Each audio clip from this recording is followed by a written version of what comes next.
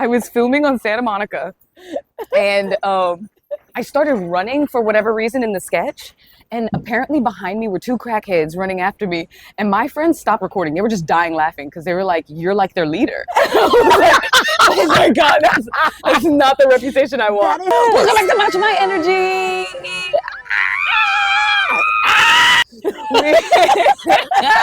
You were screaming, so I was like, I should scream too. Oh, because you match my energy. Yeah. Oh, I love that. Okay. I love that. We are here at La Kind Coffee Cafe. Honestly, too long of a name if you ask me. Oh, okay. So aesthetically, super cute, like very LA, very like white, chic, you know. And then we ordered two of their most popular drinks. One that they weren't going to keep on the menu. I got the Keith Lee latte. Did they give you the I Love Texas sticker? Okay. Can I peel it off later and have it? Yeah, sure. Yeah. Yeah, I love Texas. So.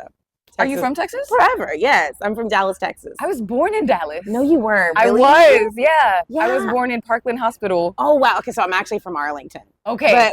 And I grew up I was in Irving until I moved to New York. What?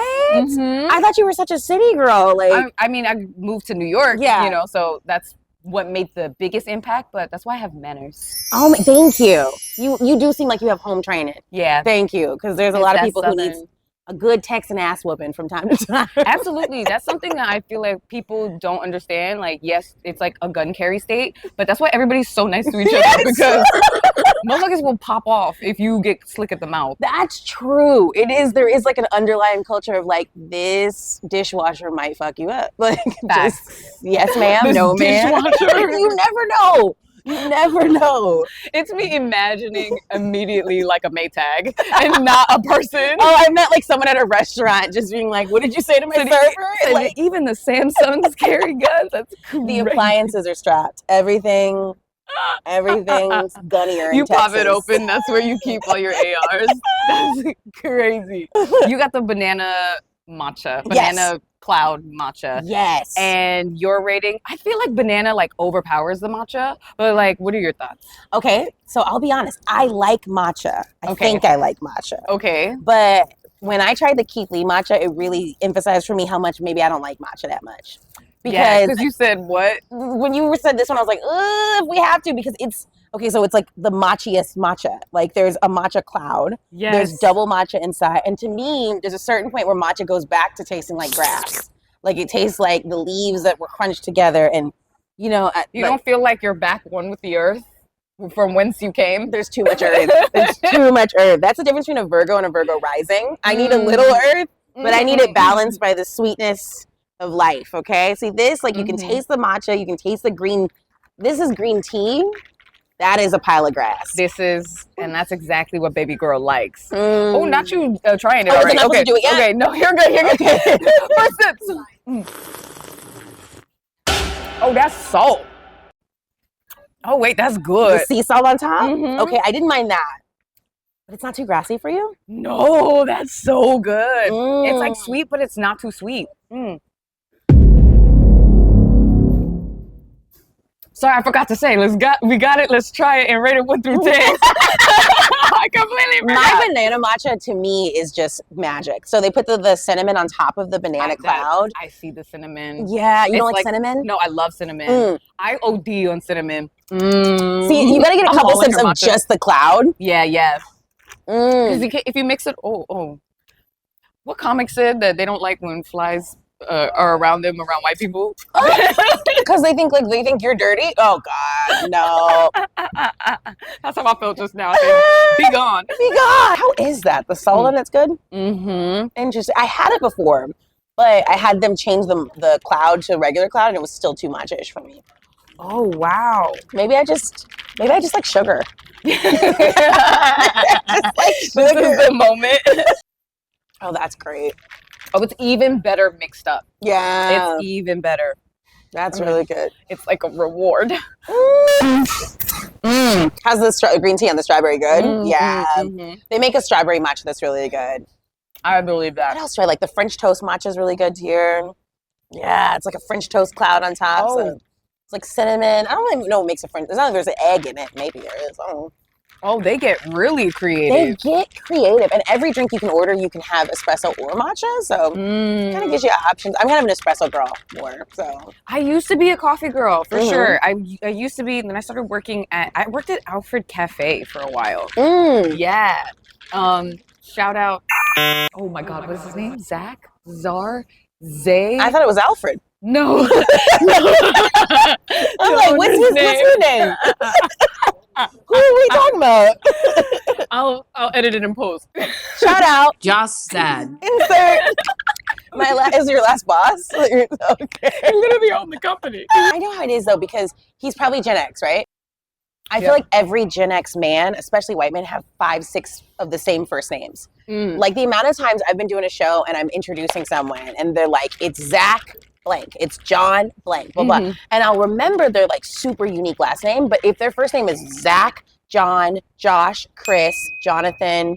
They were just pumping those out in the 80s. Was it 90s. Kyle Kevin? It's Kyle Kevin. Yeah, Kevin. Kyle Kevin, John, and then variations of Chris. They all have the same and Dave and Dan. They all have like the same 6, 7 first names, you know? That's why we switched to like Haydens and Aidens and Hunters and Chrysanthemums and weird stuff. And there's going to be a whole generation of those. Those kids are going to be like, your name is Dave? You're so old? Were you the only Tatyana in your class growing up? Yeah, and everybody acted like it was the most exotic name on the planet. They're like, oh my God, is it African? It's literally a Russian name, you fucking Tatyana. Yeah, and don't let a Russian old man catch me. Oh, a Russian old man hate to see me. They love to see me coming. They're like, Tatyana. Tatyana. Bye. Why? They want you to explain why your name is what it is? Why are you Tatyana? Are you Russian? No. You can literally look at me and assume that I'm not Russian. I used to work at a makeup counter, and one time these 2 Russian grandmothers came in, and I mean like lovely old ladies. One was named Tatyana, and the other was name was Oksana. Very beautiful. And Tatyana is like, you're so beautiful. Your teeth are like pearls. I was like, oh, thank you. She goes, but sweetie, please get your thyroid checked. She goes, you're so young. You're so young, but these, get it checked. Russian grandmothers will tell you about yourself. I was like, you know what? Let me go ahead let me check that thyroid out. I don't even think that's limited to foreign grandmothers. I think just as soon as you cross over into grandmother, all of the fucks have left. Yeah, every last fuck you could have ever had, gone. Yeah. I'm watching it happen with my mother. I'm watching it happen. Because she literally did the same thing to somebody in the sauna. Oh, no. Not in the sauna? You know, so they were already vulnerable and naked? Yes, everybody is naked. Hi, what's up? Sorry, I didn't want to let you guys clip whatever you had going on first. Yeah. There's no video. We're going to change locations. Back! I'm dead. Yeah, we had to make some changes because, like I said, the Grove is ass. All right. Cheers to pivoting. Cheers to pivoting. Yay. We're at the lovely farmers. Why am I co-hosting? Sorry, let me let you talk. We're in the middle of your introduction. We are here at what was the Grove, but now the world famous farmers market. Yay. And I have with me today, I was able to coerce her out of Glendale. And I lured her with a matcha latte. One of the funniest comedians that I know. She's got such a good heart and spirit. And she also has her comedy special out on Amazon Prime right now. Please make it loud for Jasmine Ellis. Hi.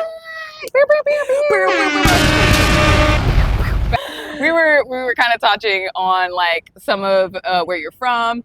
When did you move to LA? So I moved to LA September of 2020. I know. That's so recent. I know, 5 years. That's like yesterday. I know, you know, yes and no. It's like one big long year. That's the crazy thing is I feel like the first 2, because the thing, okay, so I was living in Austin. And when I moved. And performing and. Oh, yeah. I had been in the Austin comedy scene for about 3 years. I had been in the Dallas scene for 3 years before that. And we'd always planned to move to LA, me and my husband. And so beginning of 2020, we said we're going to move in the fall when our release is up. Then COVID happens and we stick with that plan despite it not making sense. Yeah. Because our thought was like, COVID can't last much longer. Like any minute now, it's going to be over. Shoot, Texas is telling us to just go outside. Yeah. During that time, I was traveling to Texas, to Florida, everywhere that did not give a fuck because I was like, my life can't stop because of this. Look at the spiritual meaning of a leaf falling on you. It's pretty too. It's like a good message. I don't know what that means, but probably hold on to that leaf. We just were like, we're gonna move, it's gonna be fine. And my good comedian friend Jenny Zagrino had a spare room. So we rented from her. And the thing is, I love that girl to death. But me and her had very different definitions of 2 bedrooms. So it was 1 bedroom and another room with half a door on it. And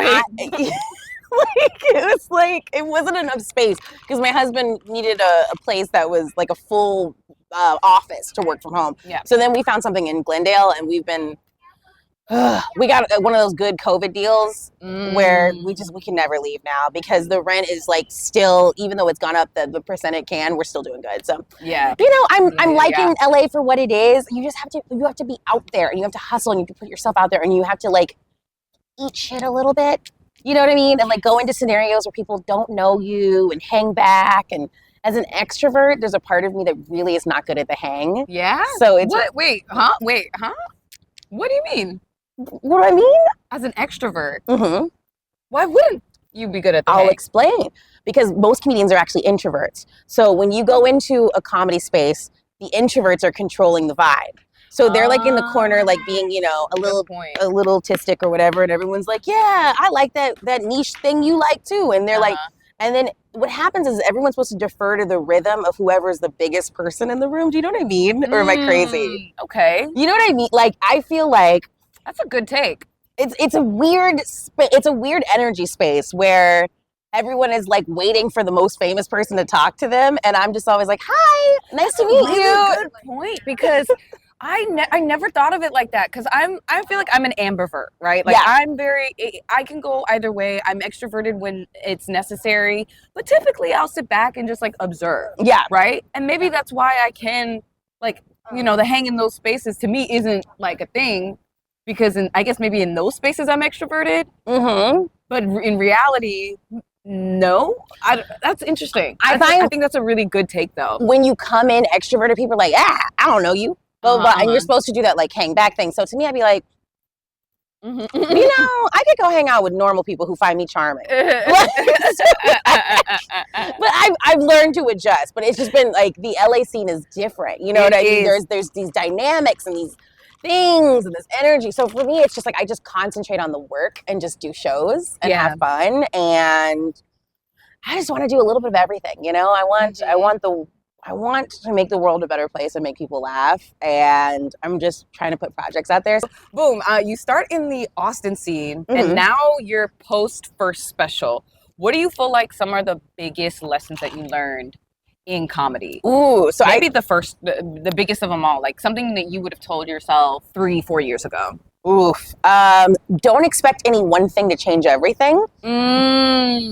But do what you believe in because you want that calling card out in the world. Like when I shot Trash Baby, which was 2019, it was because I had those jokes I wanted to burn and I was really excited about them. Now that things have changed and people, like, Josh Johnson puts out a special every Friday. Like, now you can't be so precious with your work. You've gotta just trust your instincts and trust that you are. I wish I knew to trust myself more and feel more comfortable putting myself out there. It took me a while to get there. And I'm just now to the point where I'm more comfortable being like, yeah, let's just post a stand-up clip, post a funny video. It's just the internet. Whereas I think, and maybe that's a generational divide because I feel like older millennials kind of have this thing of like, everything that's on the internet lives forever and everyone will find you and hate you and any mean comment is the end of your world. Yeah. And also you like grew up with the internet. Yeah. Like, you had a time where it was like, you had a time that you were pre-internet, Mhm. but then also like you've seen every iteration of it. Yeah. So you knew the importance. Did you take those classes, or did you have classes like in Typing? elementary and primary, but like it was like internet safety, where they'd be Yes. like, don't put your real name because Yes. you will get kidnapped. Do you remember that? Yes, everything I was. had that. Do you remember the first episode of Degrassi where Yeah. where Emma gets like snatched Yeah, up by I a do. strange man from the internet? Like that's still my attitude towards the internet. Absolutely. Like I still. you still get snatched up. Oh my! By some stranger man. Girl, when Instagram added that map feature, I 'Cause said, what the "You fuck? trying to get me caught up? Because what the fuck? What is that?" And we had to like opt out. That was terrifying. Yeah. For like half an afternoon, I knew where everyone was. That's so scary. I remember when Snapchat did that for the first time, and I immediately like turned off all the services, and I like couldn't use half of my apps because I didn't know how to just isolate it to the one. Crazy how much Yeah. privacy you're supposed to sacrifice Yeah. in the name of building community. But it's like, let's not forget, people do get, especially for women, it's like, Yeah, our safety always has to come first. It does. Yeah. But a lesson I wish I had taught myself earlier from stand-up is, I'm still figuring it out. I don't know nothing because that's the thing is I don't know how much advice you can actually take because this is an industry that's constantly changing. Yeah. It's changing in front of us. Like no one has the pathway. When people are like, who do you look up to? I look up to like, for example, Wanda Sykes as an artist, but like, you know what I mean? She didn't have to post 3 to 5 times a day to get, you know what I mean? Everything's different. Everything keeps changing. Okay, what in the Rachel Dolezal? That's a white woman with the boho bust down braid. I like this move. I think this side is way more The interesting. people watching over here, like a turducken of weave. Yes, Like just like one weave and one weave. Weave. Trash Baby. Where does the name Trash Baby come from? Oh my gosh, the Trash Baby was actually a reference to my older sister telling me that my real family found me in the garbage. And that's what we tell all. are you the oldest? Yeah. That's what all the younger siblings. Yeah, so my sister was like, your real family left you in the garbage, Trash Baby. And so that's what I called it that. Each of my specials, the names have been really special to me, but every time I've had to explain them to the powers above me and they're always like, huh? And I'm like, please just let me keep it. So like Trash Baby, just let me keep it. They didn't love that name. I was like, come on. Actually, Sure Thing was pretty on board with it. They were fine. It was after I posted, then people were like, people leave babies in the garbage. That's horrible. And I was like, okay. Like, what am I supposed to do about every hypothetical thing that could happen at all times? Then the second album is called Nobody's Queen. Okay. And that special was through Dry Bar Comedy. And I did that, ironically, only 3 months after doing the first one. Yeah. Yeah, which was, I didn't have a choice. Like, they just kind of were like, hey, do you want to do it? And I was like, okay. Were you going to say no? No, exactly. I didn't say no, but I only had 3 months. And that's the thing is the difference between those two. How to explain this? Don't be so precious. You know what I mean? Don't overthink it. Like when Nobody's Queen came out, because to me it wasn't as good as Trash Baby, I didn't promote it as much as I should have because I was holding myself to the standard of everything has to be better than the last. A very Beyonce school of thought when it comes to albums and specials. And it's like, girl, just put your stuff out. It's funny, you know? So, okay. Yeah. Well, like, okay, so this is great for me to hear because it seems like you've taped a lot. And like a lot of what I've seen of your content is also like professionally taped. So do you have advice for taping? Because I feel like I am one of those comics that get in their head a bit. Like I like the live element of performance and like the engagement. But a lot of that you kind of have to put on the back burner and like tighten it up and like keep it real concise. So what is your what's your like top advice for taping specifically?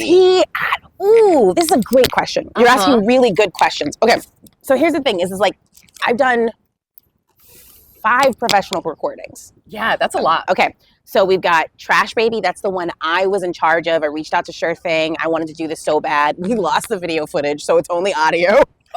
Today is the 6-year anniversary of it. There is the video's gone. It got lost in the move. Okay. And then Nobody's Queen. Nobody's Queen was one of those scenarios where VidAngel, aka Dry Bar, reached out to me. Okay. And this is what I'll say to young comics is when another entity reaches out to you, just understand that they have their own things, what they want to put out. Don't bet the house on somebody else's production. Okay. Because you don't have a lot of control of the edit and how it's put together.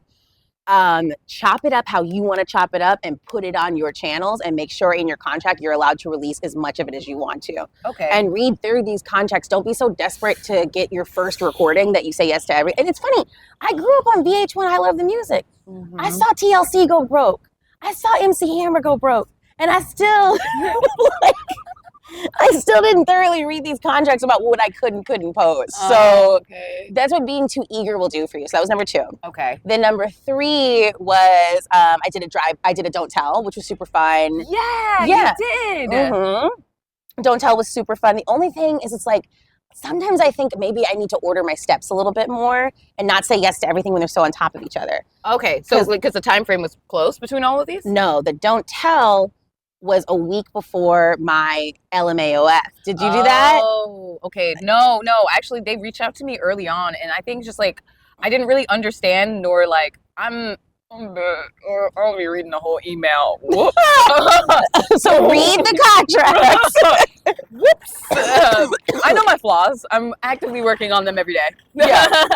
So LMAOF was OnlyFans' and I don't know if they're still doing OnlyFans kind of foray into stand-up because they wanted to show the world that OnlyFans isn't just for butts. Yeah. You know, like it's not only holes. So they were like, but isn't it? That's the thing, is they can't really shake the stigma. They tried, but everyone assumes if they see OF, they think you're doing explicit content. Yeah. And so who knows I don't know if I lost other deals or other endorsements because of that.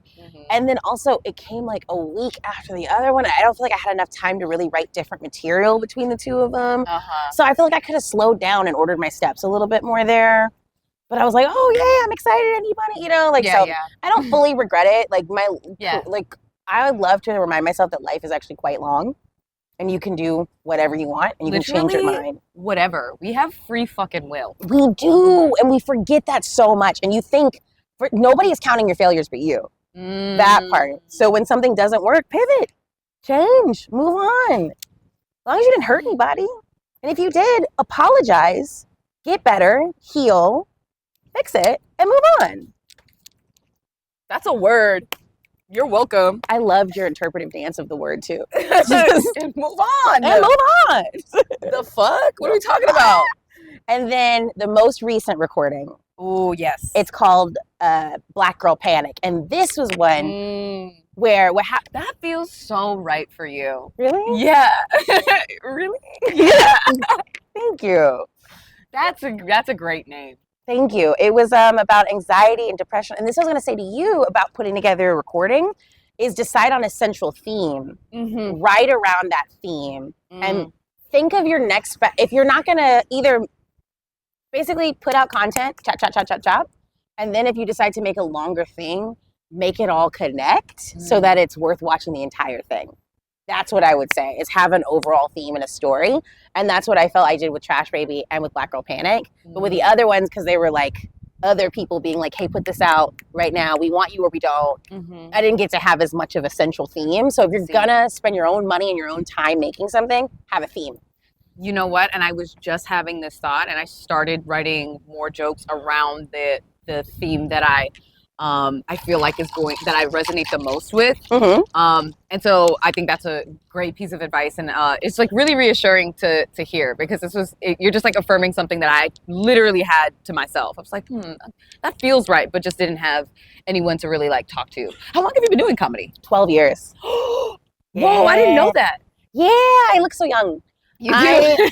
I look like I was born today. My skin is so fresh. I pop the dairy pill before and then go to any place and have like the real milk version of it, you know? And it does work.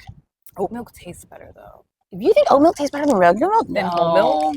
I feel like, you must like oatmeal. Yeah, I love oatmeal. I feel like every drink with oat milk has a little oatmealiness to it that I don't love as much, which I love oatmeal. I eat it daily. Just oats and grass, huh? You just, I'm a horse. 12 years. I think that's where we cut off. 12 years a slave. So 12 years a slave to comedy? Yes. Okay. What other job barely pays and you can't escape? And you just keep going back. Yes. And you get booked and you're like, yeah, I'll do it. Yes.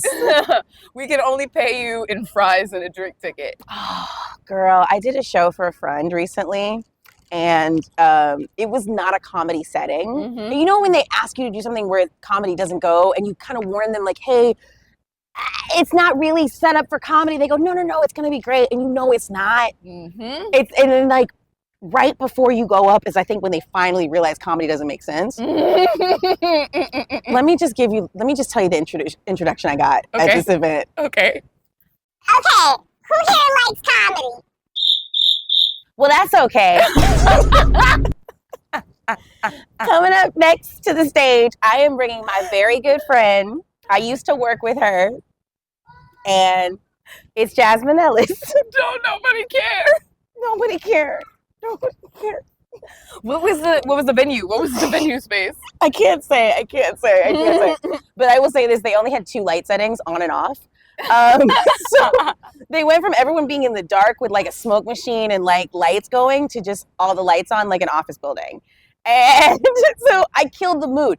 And like this rapper had just been on stage twerking and everyone was cheering. And then they were like, now comedy. And so oh my God. Another lesson I have. Say no. Say no. Say no. Yeah. Say no to other people more and yes to yourself more. Yeah. Yeah. That's a hard lesson. That's a hard fucking lesson. I am a recovering people pleaser. And I am learning that with every single day. And it feels good every time. Good. Every time I'm like, well, I haven't quite learned how to say no. Now I go, oh, I already got something going on. That's good enough.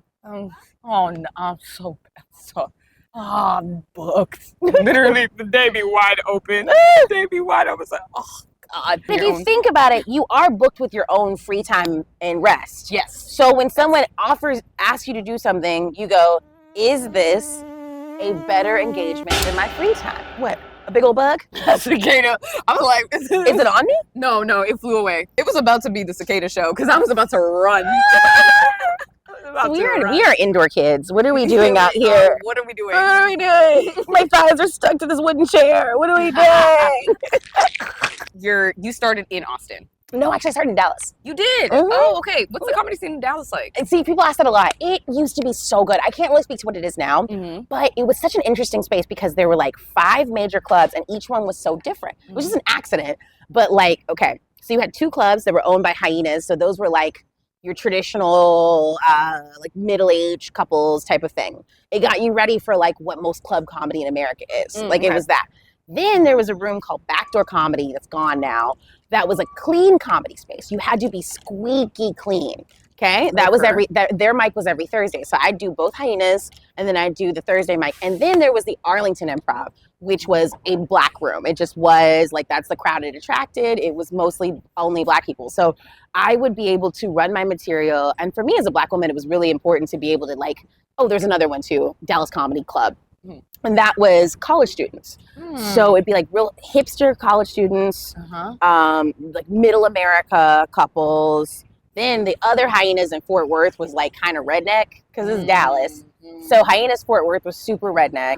And then Arlington Improv was like, I hate the expression urban room. Like it's a city, we're all urban, but you know what I mean? It was a black room. So I would like write jokes on Monday and then run them 4 different times or 5 different times in front of different crowds. That's awesome. So that's how I started. And I love that. But most people weren't doing it. They were just going to the same room every week. And I wanted everything to be able to work across the board. Well, absolutely. And that I don't know where those people are now, but I think it's evident in your career. And like I talk about this often, like some people, they start in their like niches and they can't cross over, right? Or they'll like try to do another room and they bomb, but that's because they don't.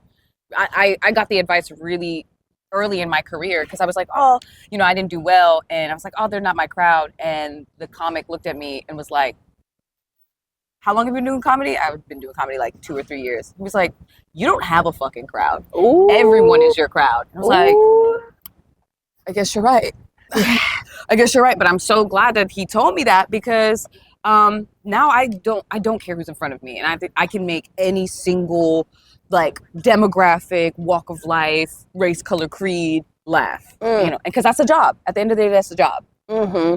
I do think it's the job, but I will say I feel like Hollywood wants this like quantifiable thing. Mm-hmm. So it is sometimes it is good to have this clear voice. Let me not be quiet. I mean, it feels weird to be coming from my place and giving advice on like how to succeed because I don't feel like I'm this huge name, but I do love what I do and I'm proud of myself. So yeah, thank you. I'm sure that you have your own idea of success, but like you show up so professionally, you show up and you kill it every single time. So I mean, your own idea of what your success is, that's for you. Yeah. You know, and then people like me who've been doing it like, 5-7 years, I look up to you. Aww, period. I'm like, so proud of you. You're killing it. You're doing great stuff. Thank you.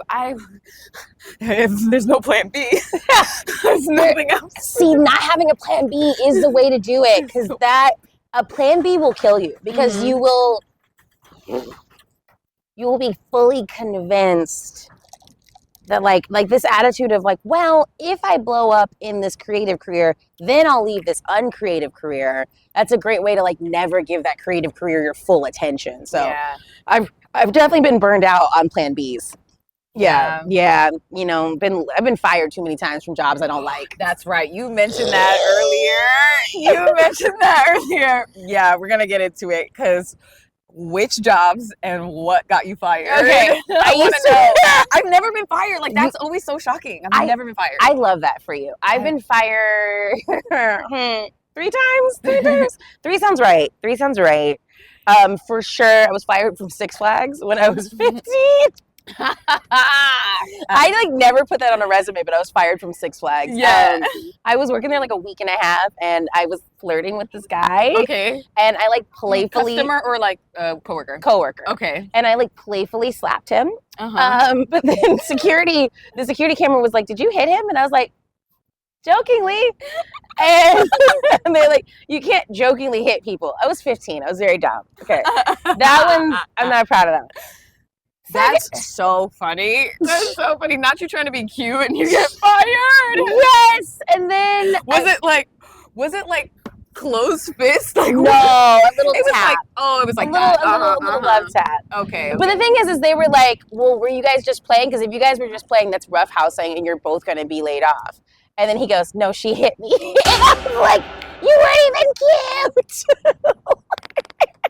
He left me to. I don't remember this guy's name, but a man if you're out there, you every time.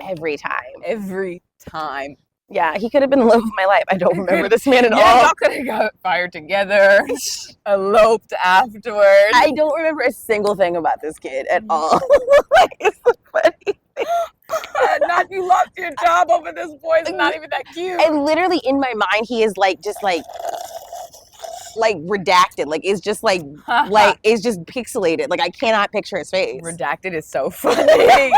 It's just blurred over. That's so funny. So you've never been laid off?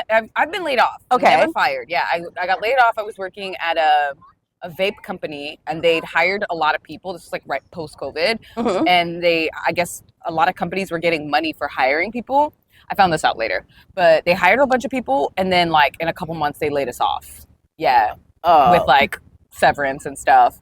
And then another job, I was bartending and meanwhile in this time I'm like praying to God. I'm like, "God, I need time to be creative." And so like I ended up going to find another job. I got a bartending job and then that restaurant, it's called Beetle House in Hollywood. They are. Is it the Beetlejuice themed restaurant? Yeah, Beetlejuice themed restaurant. Why are you the second person I've met who's worked at a Beetlejuice themed restaurant? I literally don't. They were paying well. I met a magician on the cruise who worked on the. Is he the one that has the fucking like he throws a burger around? I don't know a burger throwing magician. It's a lady magician that sings. Okay. No. It's like there's this man. God, what an LA conversation! Like I imagine you'd never been to Los Angeles before and you don't know a single magician. And you and I know enough that we have to specify which magician we're talking about. The one that throws burgers? No, the lady that sings. Oh my God. Because what? Like, these people are insane. He literally just like throws this burger on top of an umbrella and like spins it around. And he's like, "Watch, I'll get the meat out." But then just like lettuce and tomato and fucking cheese is flying at the audience. I don't know what the point of this bit is. Wait, what's magic about that? It just sounds like a food fight. Like, it doesn't sound magical at all. It's not magical at all. He's got millions of followers on TikTok. Wow. I'm gonna find him. I'm gonna send you his page. So you got laid off from Beetlejuice? I got laid. Well, they shut down the restaurant. I think it was like health inspector thing, and then another, like one of the investors pulled out, so everybody got fired. Oh my God. Everybody got laid off. So that was the second time, and I was like, all right, well, I'll just take this as a sign to go ham, and I'm so glad that I did. So you keep getting hired at like schemes. like these don't really sound like jobs, they sound like scams. Yeah. I got fired from a very reputable company. Shout out to European Wax Center. Oh my God. You know what I'm talking about? Yes, they got my coochie bald. What happened? I was a receptionist, and this woman, like, they had a really strict policy. If you're more than 15 minutes late, we have to cancel your appointment and reschedule you. Yes. And this woman was 20 minutes late, and I tell her this, and she gets mad at me, and she was like, this is so stupid. And I was like, ma'am, it's the policy. It's the policy. Remember I told you earlier I'm not good at apologizing? Because I kept saying, ma'am, I don't know what to tell you. It's the apology, which is not the same thing as I'm so sorry. It's the policy. But I wasn't sorry. Okay? She knew this. We tell them this 3-4 times. Yeah. And she goes, your dumb ass needs to read a book. And I was like, I have a college degree. I've read several books. In fact, I read this appointment book, which says that you don't have an appointment. So we can either make you an appointment or you can go away. What would you want to do? And they fired me for being rude. But that was the policy. Whoa. They didn't stand with me. Was it rude of me to tell her that I read the book that says that she doesn't have an appointment? It's probably the way you said it. Yeah, it's probably the way you said it. Okay, so boom, that's the second one. The third one. The third one. Oh, it was another. I was working for like 3 cosmetic brands at once. I was freelancing, and one of them I just forgot to work. So I kept getting scheduled for 3 of them at the same time, and I just like, I guess I'm just not making it to that one. And after it literally took my boss like 3 months to realize I hadn't been working. So like the thing is, I knew a lot of people who were doing time fraud at the time and would not work and submit a timesheet that showed they worked. Yeah, this lady was just like, have you worked for us? And I was like, no. So 3 different firings. Thank you for sitting and joking with me. And through all of the chaos, we've been through a lot in the last hour. I am really proud of our perseverance. Yeah, absolutely. I mean, we had to relocate. Yeah. We saw not 1 but 2 white women with cornrows and braids. Braids bust down. We've been assaulted on multiple fronts. The second one with the cornrows who kept looking back, I was like, boo. Yes. It's like, what do you think? Don't ask us. Oh, we do not like. No. Make sure to stream Jasmine's multiple comedy specials and or clips. They're all over online. I'll make sure all of the links are tagged. And thank you. We love you. Bye. Bye. So we've been asked to move. We've been asked to leave. We've mobilized. You know, we were just talking about, I was really defending the Grove. Like, it's a great place. It's Told just, you. See, you know what? You win. You know what? I'm very ambivalent about it now. The security guard was really sweet about it because she did say, she was like, oh yeah, I wouldn't say anything, but the management office is right behind. And poor thing was like waiting till we got to a pause. Yeah. And I was like perfectly ready to ignore her the entire time. But I kept looking. I could not hold hold it at all. I'm so locked in when it comes to this. But I'm like looking back and forth at you like, should we go? Should we go? We have to go? We go? I know she has to do this because it's her job, not because she wants to. Nah, that's true. Sometimes though, like when I worked at a mall, we used to have to charge people for parking. And people, you'd be like, you could tell they were like, you don't have to. And I'd be like, I do. Like, I do. Like, in my spirit, I do. Oh, no. I don't even get them. It was just something about, like, why should you get to park for free? That's miserable. That's very Republican of me. I'm sorry. Yeah, Jasmine, I think the only thing you're intended to do is entertainment. That's true.